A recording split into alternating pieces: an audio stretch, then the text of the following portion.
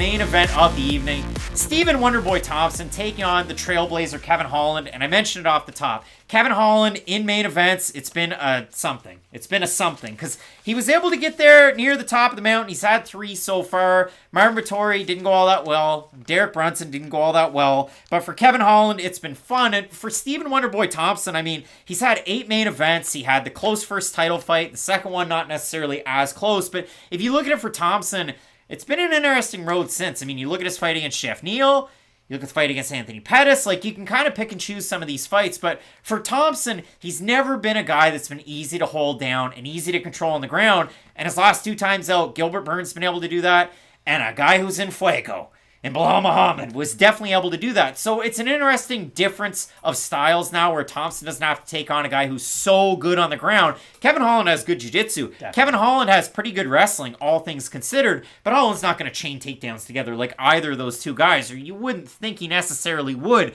So if it's just on the feet, it's a great fight. If somebody mixes in the grappling, it's a really good fight too. But the best part about this one, Matt, for Wonderboy, Jack Black's going to walk him out. It's like UFC 189, cool. Like when you had McGregor and Mendes getting walkout songs. For Kevin Holland, I don't know, because I haven't really heard anything about walkouts, but his last time out, UFC 279, he walked out to Young Boy Never Broke Again's Ghost. So will that happen? NBA YB?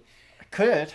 Maybe. Got some good tunes. When was the last time Wonderboy fought a guy who was bigger than him? Because I cannot remember. And that's the weird thing. Wonderboy is always the guy who has those physical attributes that allow him to fight on the outside, be the counter striker. You have to work your way on the inside to him. He has great footwork. He doesn't have insane punching power by any means. And I think a lot of that does come down to hand injuries. Wonderboy's a guy who has dealt with a lot of hand injuries. Darren Till, maybe?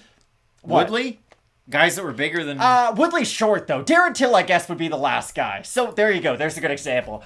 I hope to God this is better than that Darren Till fight. But what I will say is, for the most part, Wonderboy is able to work off the back foot and be that counter striker. When you think about guys who do rush forward, think about Jeff Neal, think about Vicente Luque. Great strikers in their own right, but very different kinds of strikers. They really rely on their physicality, their aggression, and their volume to have a lot of success. Wonderboy is built to beat fighters like that because he can bounce around the cage. He can do that thing where he like bounces his back off the cage and land a straight shot. He is very elusive in that manner, but I'll be very curious to see how he leads the dance, because when he had to do that against Darren Till, we didn't really get that great of a fight, and I think he's going to have to do that against Kevin Holland, because Holland might not be the kicker that Wonderboy is, because, let's be honest, nobody's the kicker Wonderboy is, but Kevin Holland has very good long-distance boxing. I always go back to the Joaquin Buckley fight that really demonstrates that, because Buckley's a guy who really likes to duck and then throw and really explode out of the shots. And we all know how good of a boxer and punching power Joaquin Buckley carries. Kevin Holland had a very mature performance in that fight. I know he was like slapping him around and clowning him and stuff, but for the most part, he was countering him, landing straight shots down the middle, just showing technical boxing that you never really think of when you think about Kevin Holland. I always think about Kevin Holland as kind of looping shots a little bit. It might not always look clean, but it's always effective. I think Kevin Holland is going to have more success than you might assume on the feet in this matchup, but I still think he's going to go for a takedown at some point. Like, I think Kevin Holland's going to try to work his way into the clinch, go for a takedown. I just don't know if he is the level of wrestler that can get over that Wonderboy wrestling check, because some of the great wrestlers in this division's history have had a hard time getting Wonderboy down. Remember Rory McDonald before he fought, Wonderboy had fought Tyron Woodley? Like, Rory McDonald might not have been in his prime. It was right after the Lawler fight, but still, he couldn't take down Wonderboy to save his life. No, and for Thompson, the thing that we've gotten away from, and Andy hits it right on the head in the comment section, Wonderboy by question mark kick. We always used to talk about this, and it was an example we'd use across weight classes. Stephen Thompson switching stances.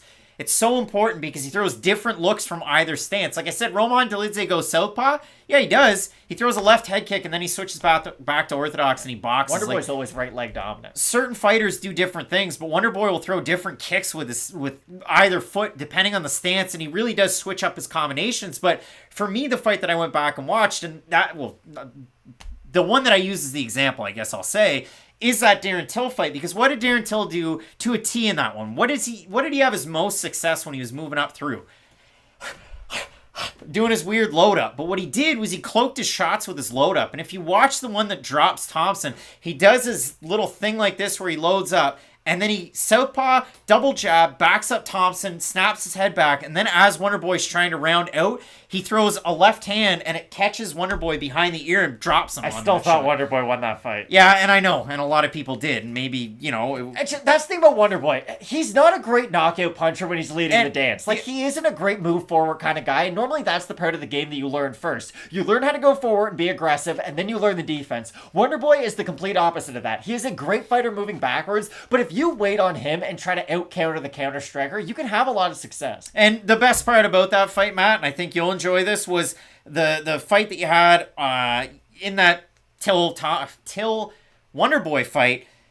These are two slippery and sweaty guys in the 5th round by Brendan Fitzgerald. So he really just nailed it in that one. So we'll have to see again, and I can see it in the comments section. Can the kicks of Thompson really kind of break up the flow of Kevin Holland and get rid of that reach advantage that he has? Or will the physicality of Holland and the varied boxing attacks mixed in with his kicks and possibly the takedowns win it for Kevin Holland? Those are really all the angles that you can cover in this one. The odds in the fight, Kevin Holland's the favorite, open at par, -164. Wonderboy, open at par, +135. We have a look at your votes here in the chat because we can do that. And 65% of you have Kevin Holland to get the win. So we'll go with you guys in the chat.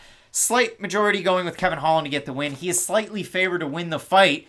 Do you think he's going to win the fight? I agree with what Drake Levy says, honestly. Wonderboy has run into a lot of guys in the past who can hurt him on the feet, but then what do? He bounces right back up, and then they kind of go back to their weird stalemate, where it's okay, I may have landed the one more damaging shot this round, but everything else is going to be pretty close. Kevin Holland's one of the unique fighters where if he does hurt Wonderboy, boom, he can immediately get on top of him and submit him. So I think for Kevin Holland, we might not see a lot of his offensive wrestling. We might only see his grappling if he is able to hurt Wonderboy on the feet. But I do feel like with his own physical advantages and with the fact that I think he can wait on the back foot, counter with his own boxing off of some of the kicks of Wonderboy, I like Kevin Holland in the matchup. I like Kevin Holland as well. And listen, it's 15 total fights. We rip through it all in one go. We'll separate them as separate videos tomorrow on Friday. So you'll have that drop of all of those 15. But we don't clog your inbox because we only send notifications for some of the bigger ones. So make sure you check all of those out. A like is definitely appreciated. Question Mark Kicks is on Saturday, 2 hours before the prelims start. So we get an opportunity to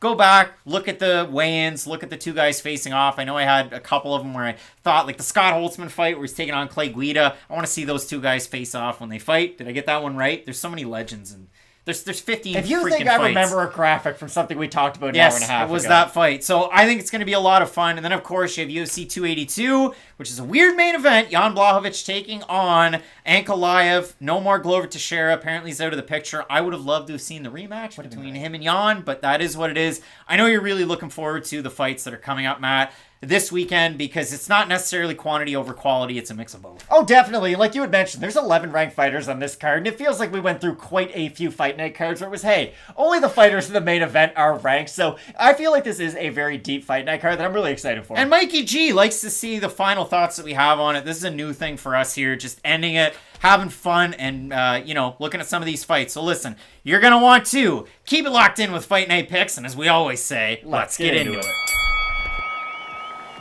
Ladies and gentlemen, recorded in Fredericton, New Brunswick, Canada, it's time for Fight Night Picks with your hosts, Frank and Matt.